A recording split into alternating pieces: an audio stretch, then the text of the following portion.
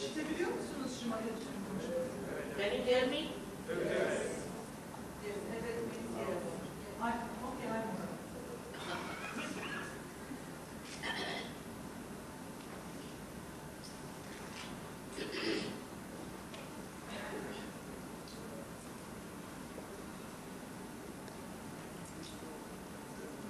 I vow to all the seekers of truth. Gerçeği arayanlar önünde saygıyla eğiliyorum. We have to know that truth is what it is. Gerçek neyse bilmeliyiz ki odur. You cannot change it. You cannot transform it. You cannot describe it. And you cannot pay for it. Onu değiştiremezsin, onu satın alamazsın, onu tutamazsın, onu transforme edemezsin. In every religion, it is said that you have to find yourself. Bütün dinler der ki kendini bulmalısın. Especially in Quran, it's written that if you do not know yourself, you are not a human being. Bilhassa Kur'an'da eğer kendini tanımadıysan, bilmiyorsan sen insan değilsin. All namaz and all those things, prayers, are just to ascend, to know yourself. Bütün Tanrı'ya yapılan yakarışlar, dualar, namazlar hepsi kişinin kendisini tanıması için. In every religion it is said. Bütün dinler bunu söylüyor. But as you know, the religions have become now power-oriented and money-oriented. Ama biliyorsunuz ki artık dinler güç ve paraya yönelik oldu. And in the name of God, they are all fighting. Ve ne yazık ki Tanrı'nın adı altında savaşıyorlar, kavga ediyorlar. So people say that there is no truth in God. İnsanlar diyor ki Tanrı'da gerçek yoktur. Bilmiyorum, yanlış tercüme ediyor olabilirim. Çok hassas şeyler İngilizcemden dolayı kusura bakmayın. But the time has come to prove the existence of God and oneness, unity of all the religions. Ve öyle bir zaman geldi ki artık gereken zaman geldi. Tanrı ile birleşmenin, tüm insanların birleşmesi gereken zaman geldi. There is nothing to fight in the name of God. Artık Tanrı adına savaşa gerek yok. Actually, they are not fighting for truth, but fighting for money or for land or for some power. Aslında doğru için savaşmıyorlar. Para veyahut da güç için savaşıyor insanlar. Dr. Khan has already told you what do we have within ourselves. Doktor Khan size anlattı kendi içimizdeki bu mekanizmayı. Or also in Quran, this Kundalini is described as asas. Aynı zamanda bizim kitabımızda da bu Kundalini enerjisi asas olarak anlatılıyor. And also this all-pervading power of divine love is described as ruh. Ve bu Tanrı'nın sevgi, etrafımızda olan sevgi gücü ise ruh olarak adlandırılıyor. Names may be different, but they all talk of the same thing. İsimler değişik olabilir ama hepsi aynı şeyden bahsediyor. You cannot call any religion as exclusive. Hiçbir din bir diğerinden daha ayrıcalıklara sahip değildir. Muhammad Sahib is the one who talked about Abraham, about Moses, about Christ and his mother. Hazreti Muhammed diğer peygamberler için konuşandır.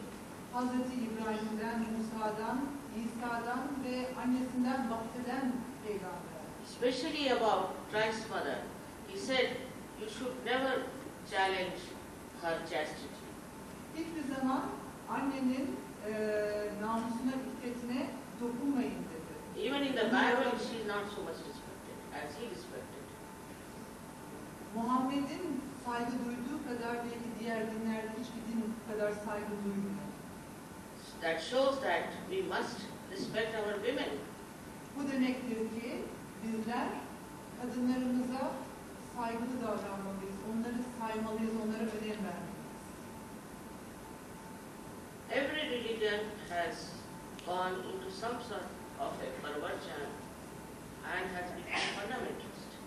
Her din nedense bir değişime uğradı ve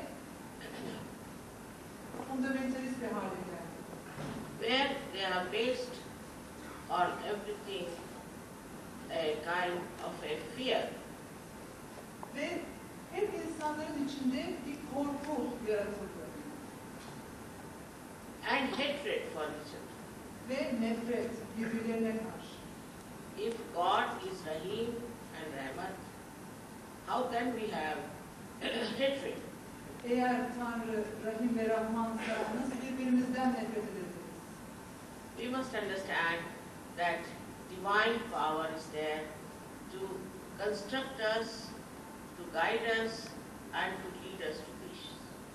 Bilmeliyiz ki Tanrı'nın o sevgi gücü hep etrafımızda ve o bizi hep doğruya, hep barışa, hep huzura doğru yönlendiriyor. We are living in this modern world which is so chaotic. Biz yıkıcı bir modern dünyada yaşıyoruz. And all over the world, you find people are just frustrated. Ve görüyorsunuz ki bütün dünyadaki insanların şu anda problemleri. All the truthful people are trying to find out the solution.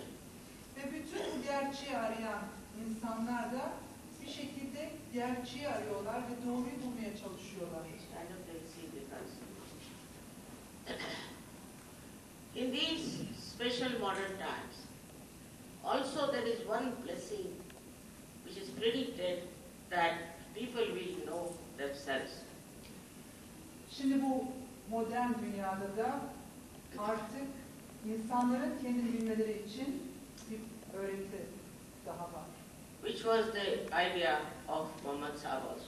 Aslında Muhammed'in de söylediği, bildiği, onun da söylediği şey. Especially your country has been blessed by a very great soul like Ataturk Kemal Pasha. Bilmelisiniz ki sizin ülkeniz Tanrı tarafından çok büyük bir ruhla kutsandı. O da Mustafa Kemal Paşa'ydı. Atatürk. And in this country you have had so many Sufis of very great eminence.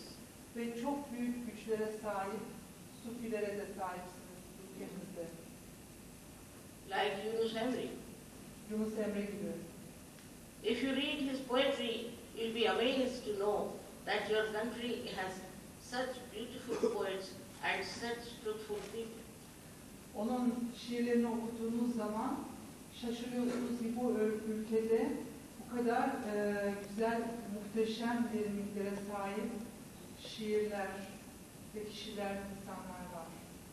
He was such a great spiritual soul, and the way he has described about human beings is really so loving, so compassionate. O aydınlanmış, çok yüce bir ruhtu. Onun şiirlerinde insanı öyle sevgiyle, şefkatle anlatmış ki, hakikaten şiirlerini okuduğunuz zaman her şeyi çok derinden hissedebiliyorsunuz. He has talked of nothing but love. Sevginin haricinde hiçbir şeyden bahsetmiyor. He says, I have one enemy, that is the hatred. And I have one friend, that is love. Bir düşmanım var, o nefret. Bir dostum var, o sevgi. It is really remarkable how such a great soul lived in this country, Turkey, and his blessings will always be with him. Bu kadar muhteşem bir yüce ruh sizin ülkenizde yaşamış ve onun sevgileri hep sizin üzerinizde olacak.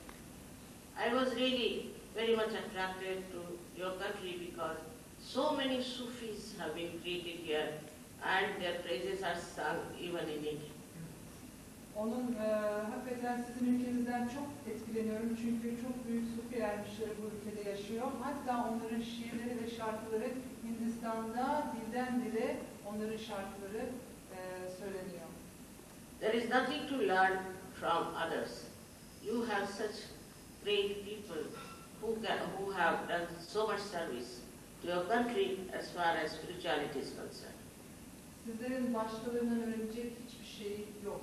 Sizlerin içinde sizlerden çıkan cevherler var.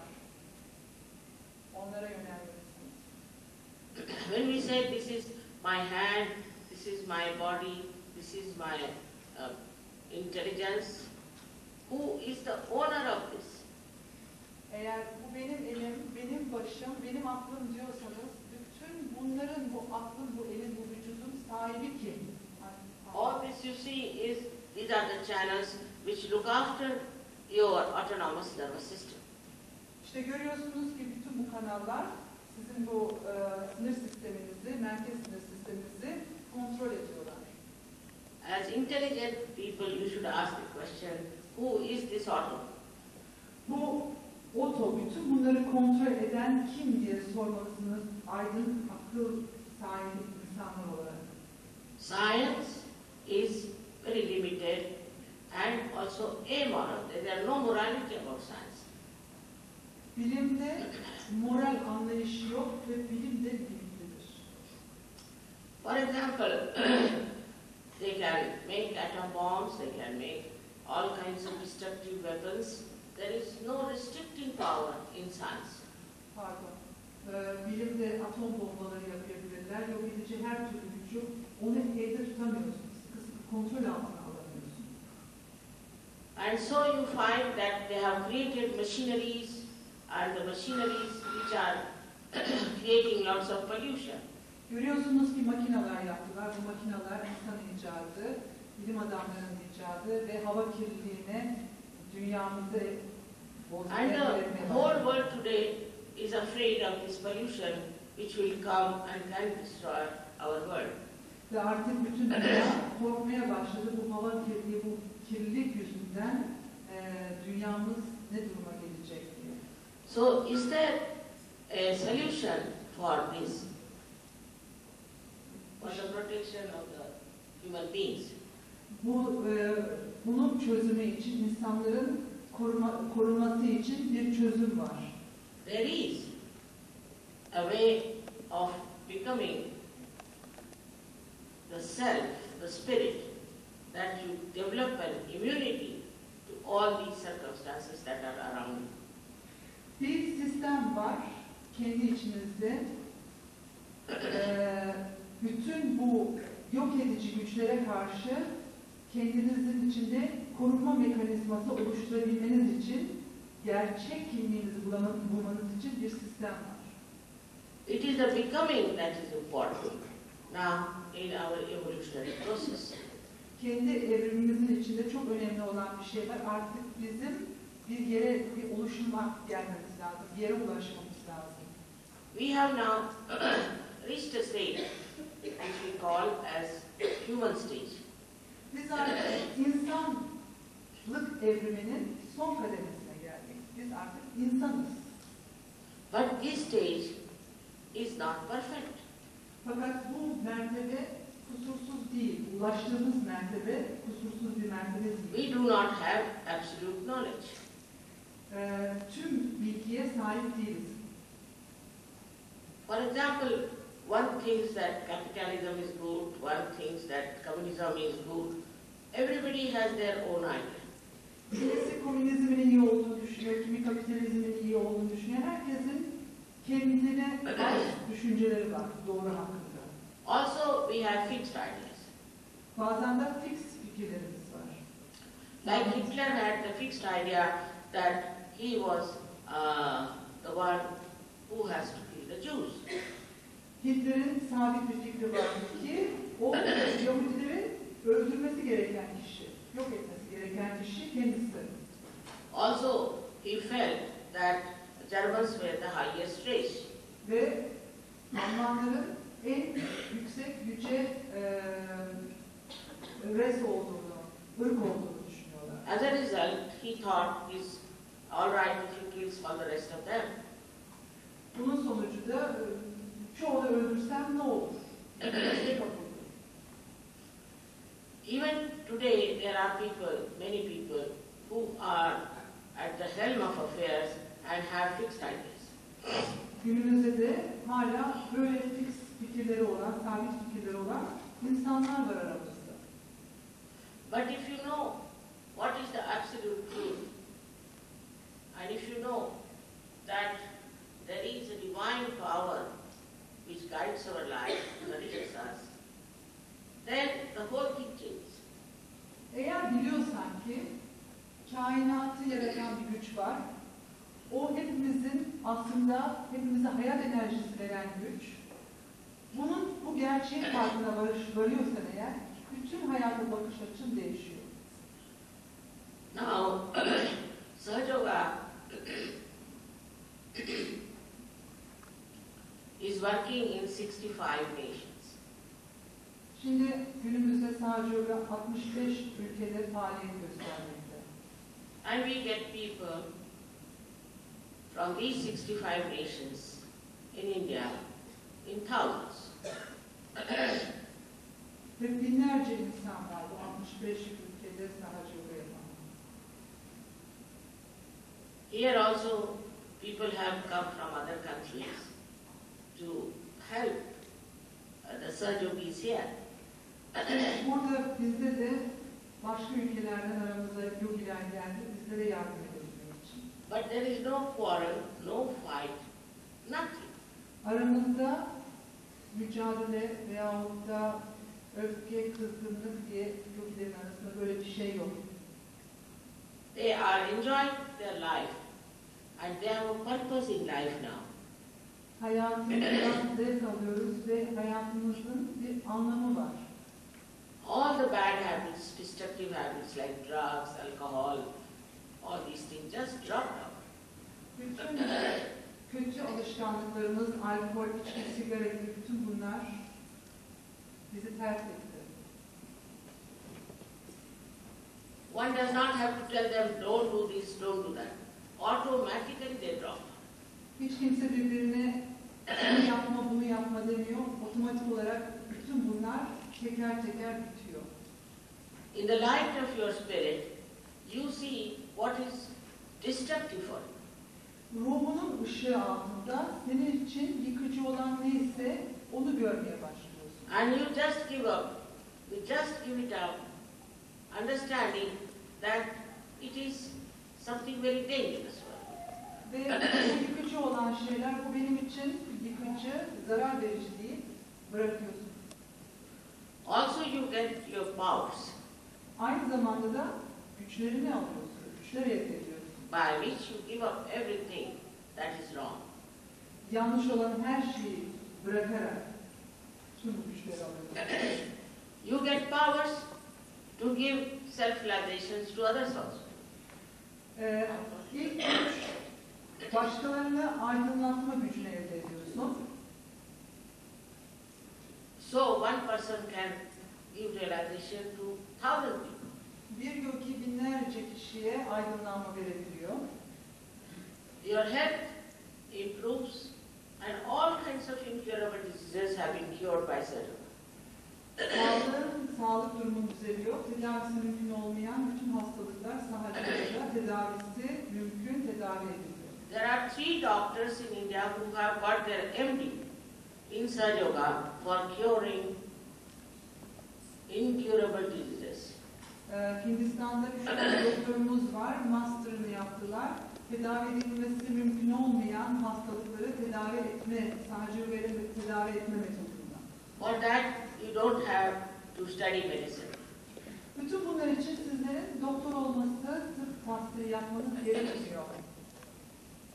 On your fingertips you can feel the centers who are in your body. Parmaklarının ucunda bütün bu merkezleri, vücudunda bulunan bu merkezleri hissedebiliyorsun.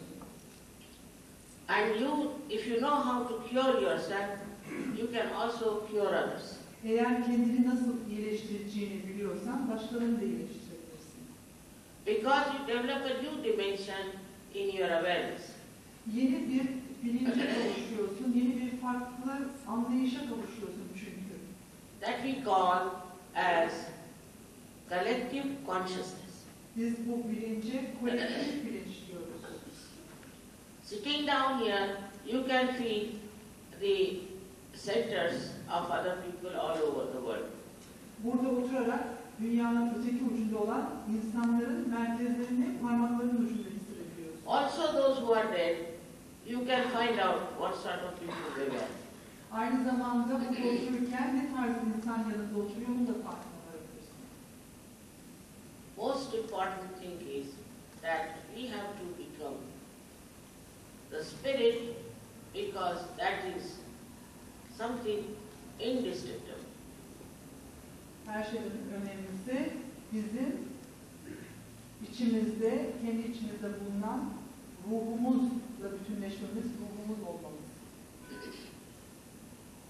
All the problems of human beings can be solved. İnsanların bütün problemleri çözülebilir. It's very important that today we should take to our selfhood, to our self-knowledge. Çok önemli bir şey, insanların kendi içindeki, kendi saf bilgileriyle buluşmaları. For which we don't have to pay. You cannot pay for it.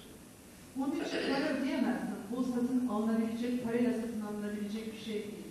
You cannot organize it. Organize de edemezsin. We have no organization as such. Onun için Sahaja Yoga olarak bizim bir organizasyonumuz da yok. Individually you have to become. Teker kişiler olarak kendinizin yapacağı bir iş bu.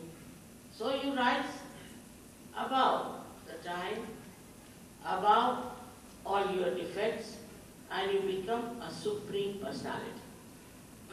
Zamanın, bilincin ötesine çıkarak çok hassas, çok özel insanlar olacaksınız. Every day I'm giving lectures on my throat, out of order. And I'm all right.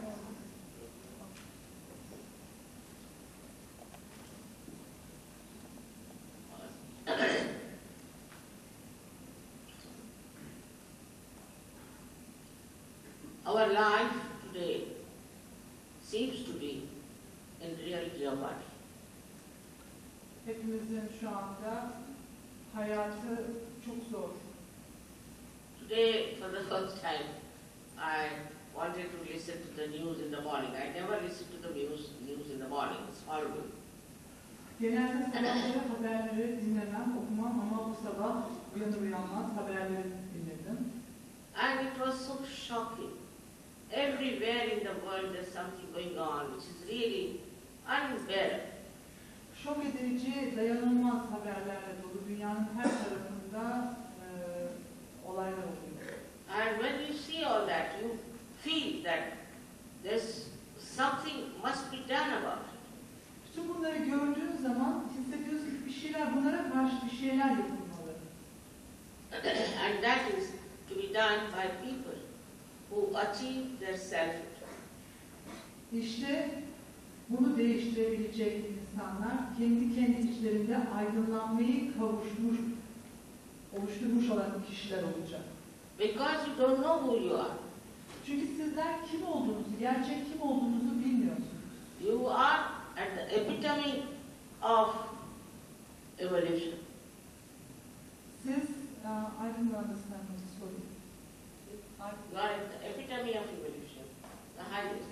Siz evrimin en yüksek mertebesindesiniz. Yeah. Now, the last breakthrough is very simple. Son buluşma, son It's your own power, it's your own mother, she does the job. bu sizin kendi gücünüz, bu son etaba ulaşmanız, kendi gücünüz, kendi içinizde olan bir şey. And when it happens, you feel from top of your head the cool breeze like ruh coming out. Bu son etaba geldiğiniz zaman hissedeceksiniz ki başınızın üzerinde, içinizde olan o ruhunuzun serinliği çıkacak. And you become Ruhani. Ve bunun sonucunda ruhani insanlar olacak. Nobody has to certify. You know yourself. Kimse size herhangi bir şey vermeyecek. Siz kendi kendinize, kendi içinizde ne olduğunu bileceksiniz. And you are amazed at yourself because it's so fantastic. Kendi kendinize hayret duyacaksınız çünkü bu harika bir şey. But you are that. Ama siz işte bu harika şey. You are born to be that. Bunun için doğdunuz. And it has to happen. Ve bunun olması gerekiyor. There's no end to my lecturing because I've been talking about it in every country I visit. Hiçbir son yok bu benim yapacağım konferansı çünkü her ülkede bunu devamlı konuşuyorum, anlatıyorum. But it works and there's no end to your energy. Ama çalışıyor, göreceksiniz. You must be knowing I'm 73 years of age, and it's 73rd year. 73 yaşındayım, 73 seneden beri. And I travel practically every third day. Her 3 günde bir ülkeden bir ülkeye seyahat ediyorum. But I feel very energetic. Ama çok kendime enerjik hissediyorum. And it works so well. I've seen that people who are sick or somehow they meet me. Ve o kadar güzel çalışıyor ki bütün diğer ülkelerdeki bu gerçeği arayan insanlar bir yerde beni buluyorlar. I think it's all organized by this Rohani power. İşte zannediyorum ki bu ruhani güç tarafından her şey organize ediliyor. Thus, you become religious, you become righteous. There is no hypocrisy about it. Ve bu olunca siz otomatik olarak içinizden dindar, doğru bir insan oluyorsunuz. My husband told me that Turkish people are very kabil, very able people. Bu insan, benim eşim Türkler çok kabiliyetli insanlar. And I find that they are such great artists, they are so creative, everything is there. Çok yaratıcı, çok kabiliyetli, sanatkar insanlarsınız. But only thing this has to happen so that you become great Sufis. Yalnız olması gereken bir şey var. Sizlerin, hepinizin birer çok büyük sufi olması gerekiyor. This is very simple and we'll work it out just now. Sufizm bir felsefe, medeniyetle, derin, güzel. Of course, I cannot force on you. Tabii ki ben sizleri bu iş için zorlayamam. You have to ask for it. Bunun için sizin arzu etmeniz lazım. If you do not desire, I cannot force on you. Eğer sizler istemezseniz ben yapamam.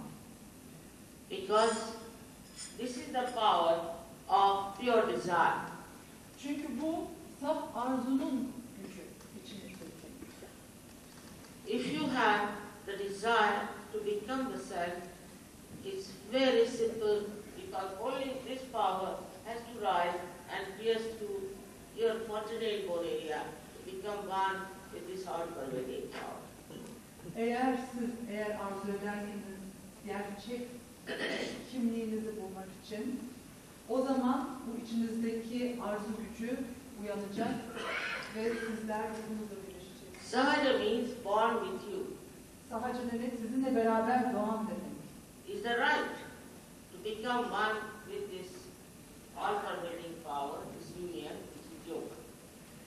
Bu sizin hakkınız, kainatı yaratan güçle yoga ile birleşmek. For which you don't have to stand on your head, do anything, it's just there. Bunun için sizin başınızın üzerinde durmanız gerekmiyor. So, only thing it has to work out. Sadece bunu istemeniz lazım. Now you see there are so many beautiful lights here, but only one switch can put on the whole because they are just built in. Görüyorsunuz burada bir sürü ışıklar var. Bu ışıkları aydınlatmak için sadece düğmeyi çevirmek yeterli. In the same way, you can get your enlightenment because there's built-in system within you like this.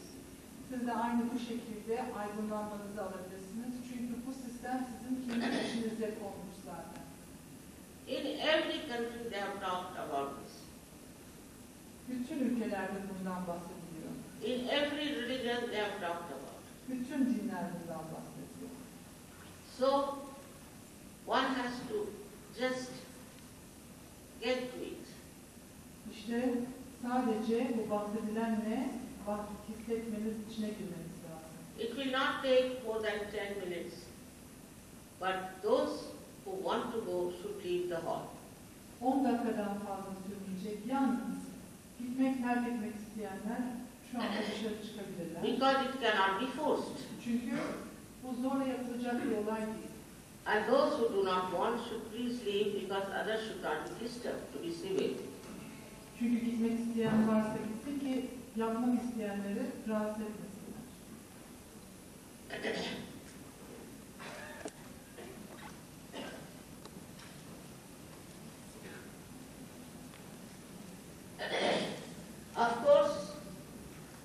Of course, there are very simple 3 conditions. Gayet 3 tane çok basit şartlamamız var.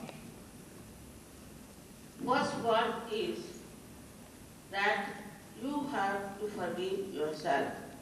Birincisi, kendi kendine affetmen lazım.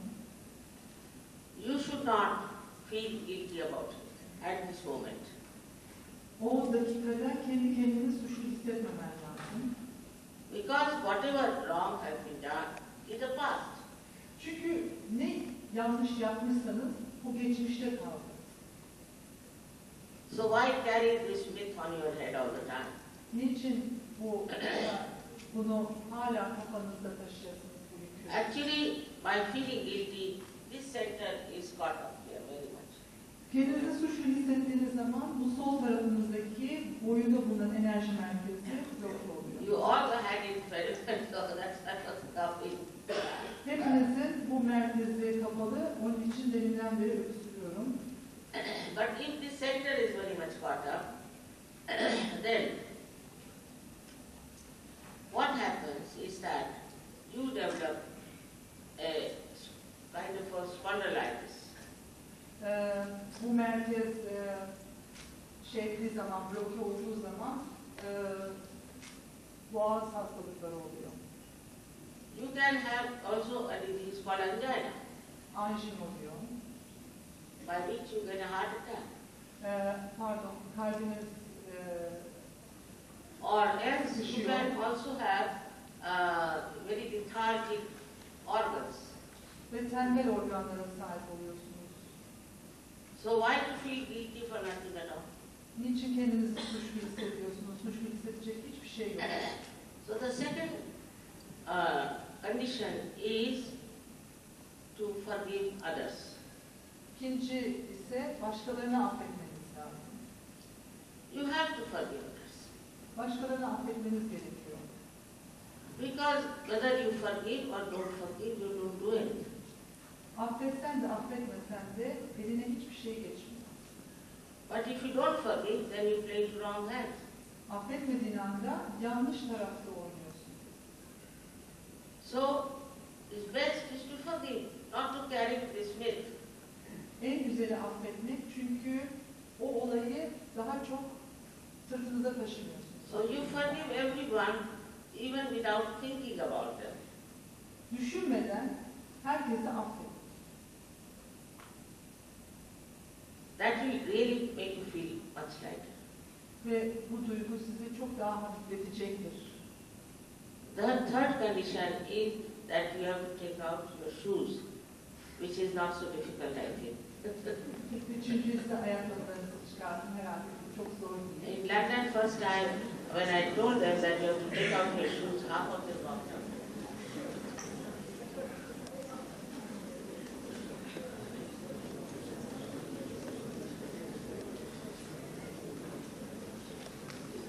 Please take out your shoes.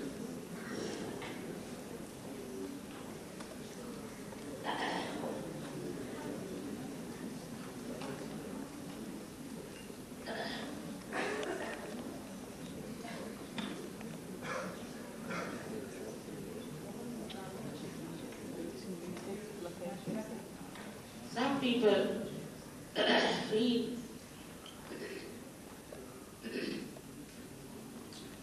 that they are basically bad.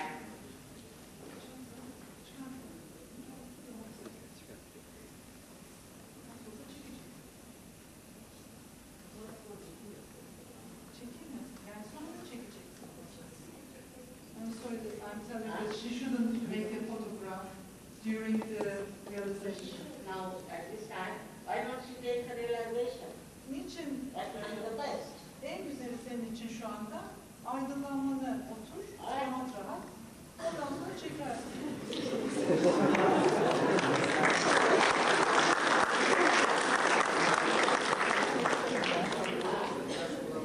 Then you enjoy yourself.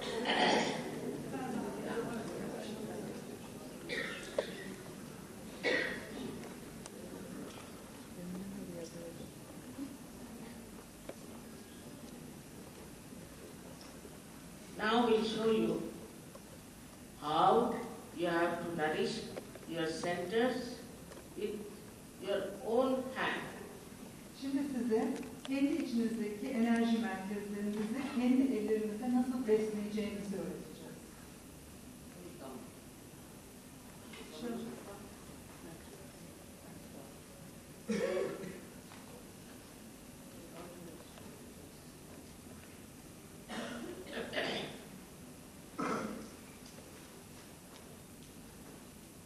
Left side that you have seen here is for our mundane desires, Sol tarafımız day-to-day desires. günlük arzularımızı üretiyor. So please put your left hand on your lap or like comfortably towards me, indicating that you desire it. Sol elinizi avuç içiniz bana bakacak şekilde, bana rahat bir şekilde uzatın. Now believe me that you are all going to become the self, Ve bana the inanın spirit. hepiniz kendi Have faith in yourself. You must have faith, like this, on the hand. That's it, like this on the hand. böyle dizinizin üzerine rahat bir şekilde koyun. No, like this. Böyle Şöyle. dayayın, havaya tutmayın, bir dayayın rahat rahat. Alright. Ve inanın ki kendinizle özleşeceksiniz, gerçek kimliğinize kavuşacaksınız. And the right hand is for action. Sağ eliniz ise hareket, eylem gücünüzü temsil ediyor. So you put your right hand on your heart. Sağ elinizi kalbinizin üzerine koyun. Left hand towards me and right hand on the heart. Sol eliniz dizinizin üzerinde, sağ eliniz kalbinizin üzerinde. In the heart resides your spirit. Kalbinizde ruhunuz bulunuyor, orada dinleniyor.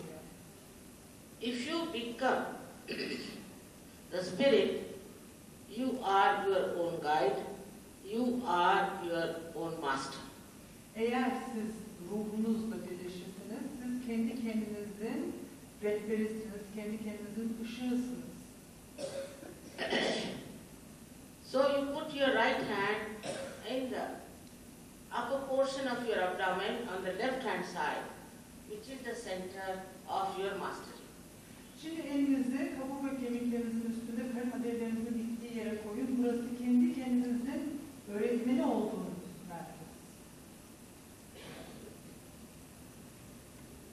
Then you take your hand down below in the lower portion of your abdomen, lower portion Şimdi of your abdomen on the left hand side. kasınıza indirin. Kasınıza indirin. Karın adeylerinizin ilk başladığı yer, kasık bölgesi. Please keep your left hand straight like this. Sol taraftaki avucunuz iyice açık. Now, this is the center of pure knowledge that is divine. Bu ise saf bilginin, yani evrenin bilgisinin olduğu yer. Even you people do it because you see, this not to be repeated again. So get it Şimdi yourself realized. televizyonu, kamerayı çekmeyi bırakın. Her şeyi bırak orada ve hepiniz, bu çok daha önemli çünkü her Because şeyden. this is not to be repeated. What I Bir daha tekrar etmeyeceğim çünkü bunu. Alright. Can you do it or not? Evet. They are journalists. Yapabiliyor musunuz? Better seek your peace. Şimdi bir tek arzu edeceğiniz şey sizin kendi içinizdeki huzur. It's much better. Başka hiçbir şey değil. Alright. So now, this is the center of pure divine knowledge. Burası saf, evrensel bilginin olduğu yer. Now, you have to raise your right hand on top of the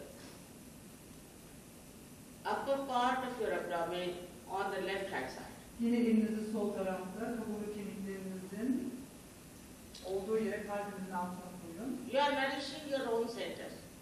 Şimdi burada siz kendi enerji merkezlerinize enerji veriyorsunuz. Now, put your right hand on top of your heart. Şimdi kalbinizin üzerine koyun. Now, raise your right hand in the corner of your neck and shoulder and turn your head to the right. Omuzla boynun birleştiği köşeye koyun. Elinizi şimdi başınızı sağ tarafa çevirin. Now, I have already told you about this center, which goes out of order. Ben daha önce bu merkezden When bahsettim. you feel guilty. Suçlu hissedince kendinizi. Now, raise your right hand on top of your forehead across. Şimdi elinizi alnınıza koyun. Başınızı öne eğin. And please put down your head. Lütfen başınızı öne eğin. This is the center where you have to forgive others in general. Burada tüm olarak herkese affetmeniz gerekir.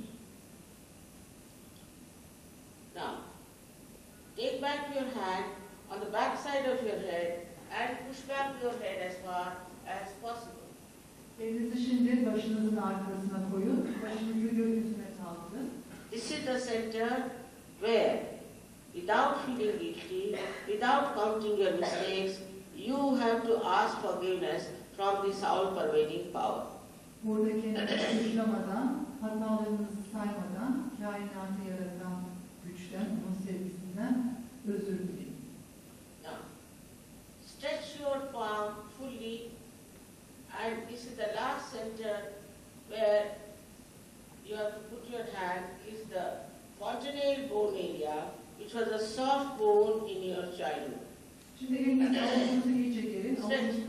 Avucunuzun ortasını çocukken yumuşak olan bu rızak kemiğinizin üstüne koyun. Now, please push back your fingers. This is very important. Çok önemli, parmaklarınızı geriye doğru iyice gerin. And put down your head. Ve başınızı öne eğin. Now, here you have to move your scalp, not your hand. Your scalp carefully, clockwise, 7 times. Şimdi burada cildiniz başınızın oynayacak şekilde avuç içinizi daire çizin. Saat yönünde bastırarak daire çiziyoruz 7 kere. Just bend your hips. İyice eğin. Bastırın üzerine. That's all we have to do. Bütün yapacağımız olay bu. Now you will have to close your eyes. Before that, those who are sitting on the chair should put both the feet apart from each other. Those who are on the ground are all right. Pardon, gözlü olanlar gözlüğünü çıkarsın. Also, you can take out your glasses. İki ayaklarınızı birbirinden ayrı tutun, ayaklar birleşmesin. Gözleriniz bu arada hep kapalı olacak. No, you are all right. You are all right. Siz bağdaş You don't have to. You are all right. Those who are sitting in the chair, because these are 2 flowers. Çünkü bağdaş kurduğunuz zaman rahat oturabilirsiniz. Ayakta olanlar, oturanlar. Now, please close your eyes and don't open them till I tell you. Lütfen gözlerinizi kapatın ve ben açın deyinceye kadar lütfen açmayın. Now, left hand towards me and right hand on the heart, on the lap. Sol eliniz bana doğru uzandı, sağ eliniz de kalbinizin üstünde. Now, in your heart, you have to ask a question about yourself, a very fundamental one. Kendi kalbinizden, kendi içinizde çok eski bir soruyu sorun kendinize. can call me mother or you can call me Shri Mataji. Bana anne de diyebilirsiniz veyahut da bana Shri Mataji deyin.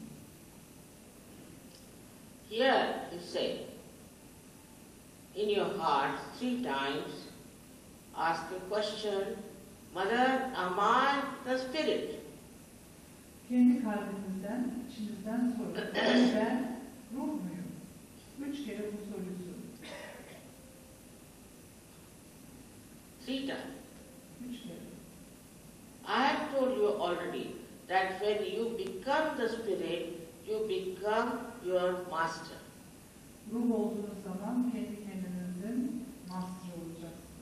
Öğretmeni olacaksınız. So now, put your right hand on top of your abdomen on the left hand side in the upper part and press it. Elinizi kalbinizin altına, kaburga kemiklerinin üstüne doğru indirin ve kuvvetlice bastırın. Here you have to ask another question which is fundamental. Burada eski bir soru soracağım. Mother, am I my own master? Ben kendi kendimin öğretmeniyim. Now, I cannot force the pure divine knowledge on you. You have to ask for it.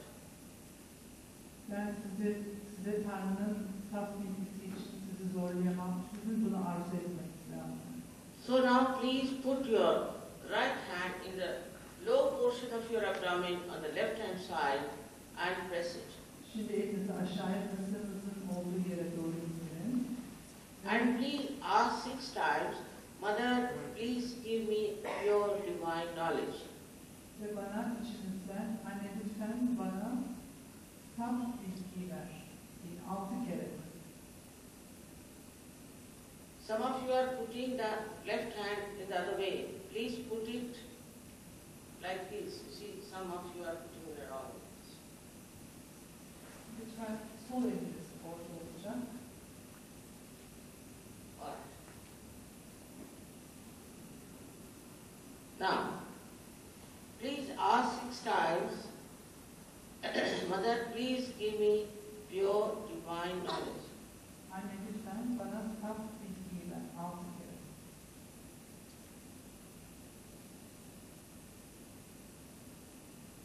Now, raise your right hand in the upper portion of your abdomen on the left hand side. Elinizi yukarı çıkartın. Tekrar kaburga kemiklerinizin üstüne.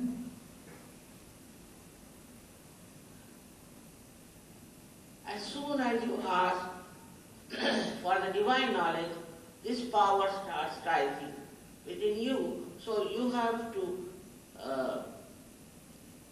open higher centers with self-confidence.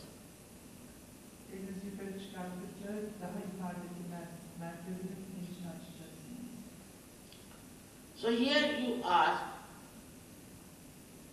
or you can say with full self-confidence 10 times, Mother, I am my own master. Burada kalpten inanarak anne ben kendi kendimin öğretmeniyim.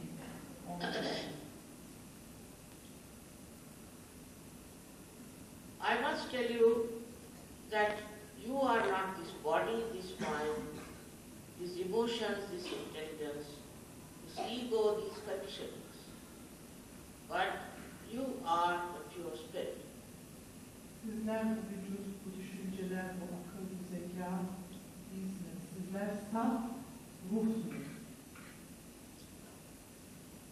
So now raise your right hand on your heart, and here you have to say with full self-confidence 12 times, Mother, I am the pure spirit. Elinizi kalbinizin üzerine yükseltin ve kendinden emin olarak 12 kere anne ben ruhum deyin.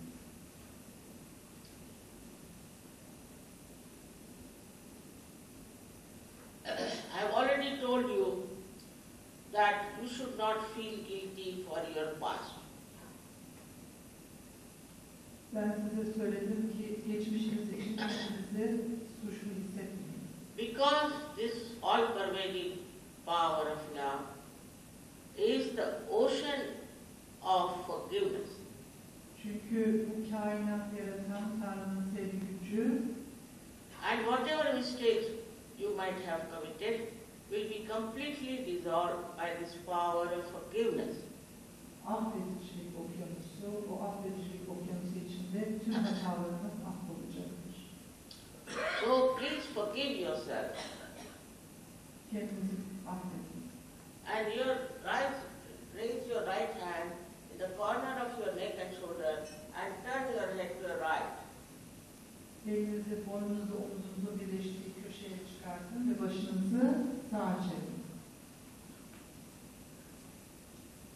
Here now you have to say with full self-confidence 16 times, Mother, I am not guilty at all. Burada 16 kere kendilerine emin olarak anne ben suçlu değilim.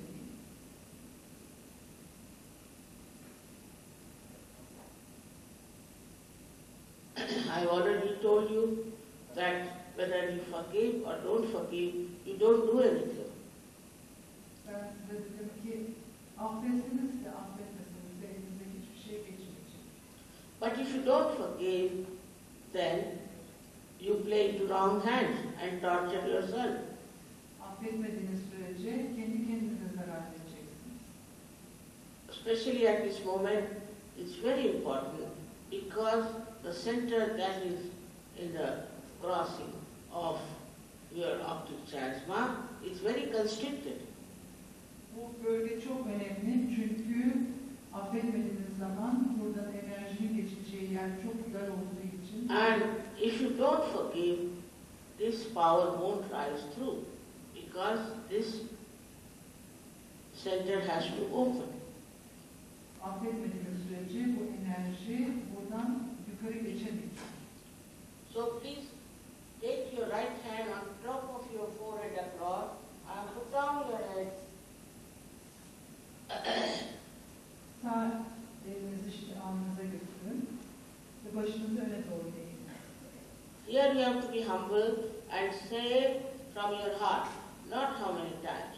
Mother, I forgive everyone in general. Burada büyük bir alçak gönüllüyle anne herkesi genel olarak affediyor.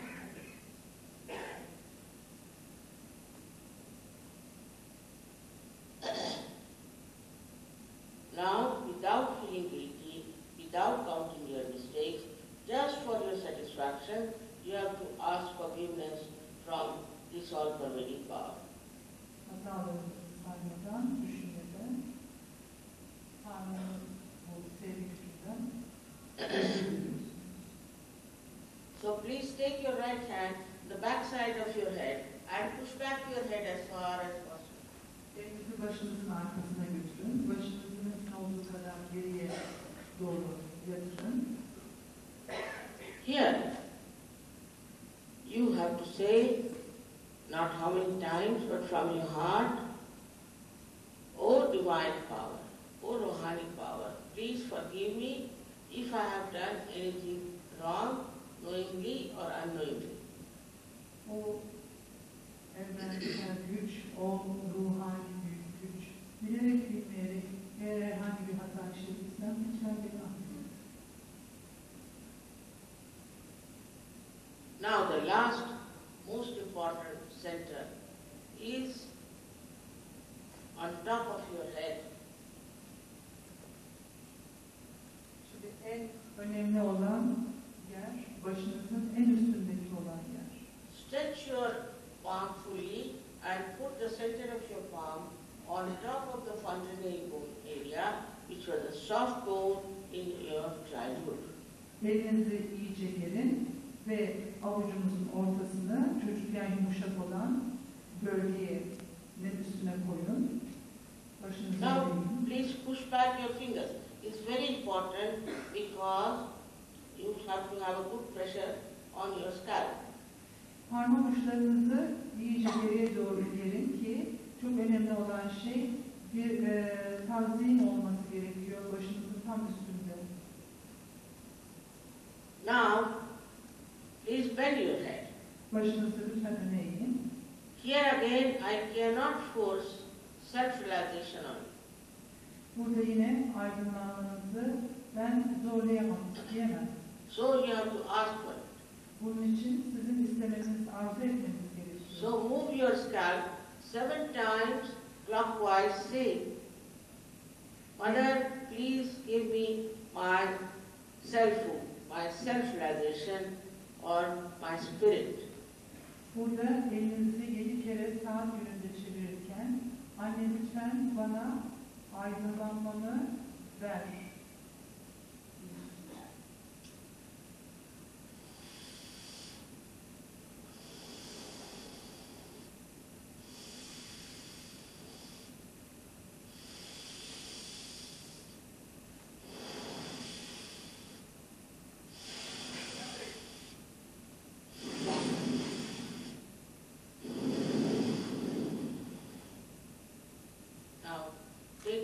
Take down your hand and slowly open your eyes.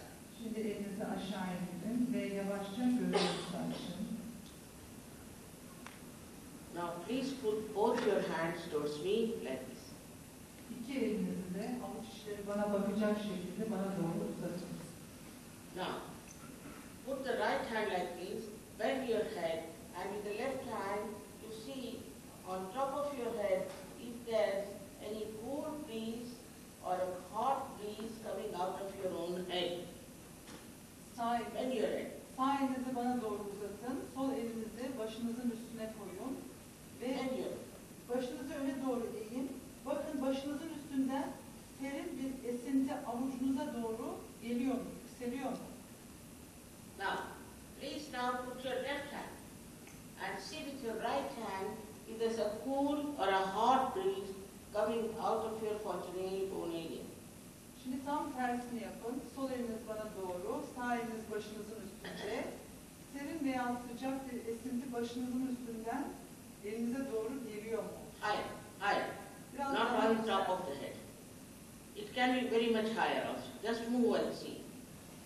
Çok daha yüksek de olabilir. If you have not forgiven yourself or not forgiven others, it will be hot air coming in. Eğer kendinizi veyahut da başkalarını affetmiyorsanız gelen esinti sıcak olabilir.